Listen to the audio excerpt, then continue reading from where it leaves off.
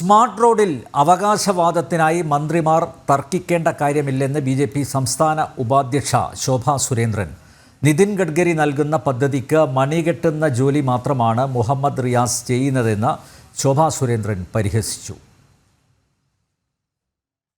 കേന്ദ്ര സഹായത്തോടെ നടപ്പിലാക്കിയ സ്മാർട്ട് സിറ്റി റോഡുകളുടെ അവകാശവാദത്തെ ചൊല്ലിയുള്ള തദ്ദേശ പൊതുമരാമത്ത് വകുപ്പ് മന്ത്രിമാരുടെ തർക്കം കേന്ദ്ര പദ്ധതിയുടെ പ്രതിത്വം ഏറ്റെടുക്കുന്നതിലേക്ക് വേണ്ടിയിട്ടാണെന്ന് ബി.ജെ.പി. സംസ്ഥാന ഉപാധ്യക്ഷ ശോഭാ സുരേന്ദ്രൻ പറഞ്ഞു. നിതിൻ ഗഡ്കരി നൽകുന്ന പദ്ധതികൾക്ക് മണികെട്ടുന്ന ജോലി മാത്രമാണ് മുഹമ്മദ് റിയാസ് ചെയ്യുന്നതെന്നും ശോഭാ സുരേന്ദ്രൻ പരിഹസിച്ചു.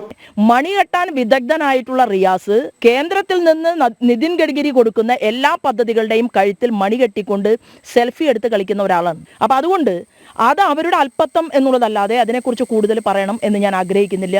നമ്മുടെ പോയിന്റ് ഒന്നേ ഉള്ളൂ, ഇവർ കണക്ക് പറഞ്ഞില്ലെങ്കിൽ നമ്മൾ കണക്ക് പറയും.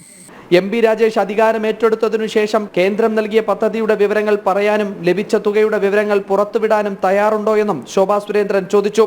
മിസ്റ്റർ രാജേഷിന്റെ വകുപ്പിലേക്ക് കഴിഞ്ഞ ഈ നാളിത്രയുമായിട്ട് അധികാരത്തിൽ വന്ന ദിവസം മുതൽ മതി എത്ര കോടി രൂപ കിട്ടി, എത്ര കോടി രൂപ ലാപ്സാക്കി കളഞ്ഞു തദ്ദേശ സ്വയംഭരണ വകുപ്പിലേക്ക്.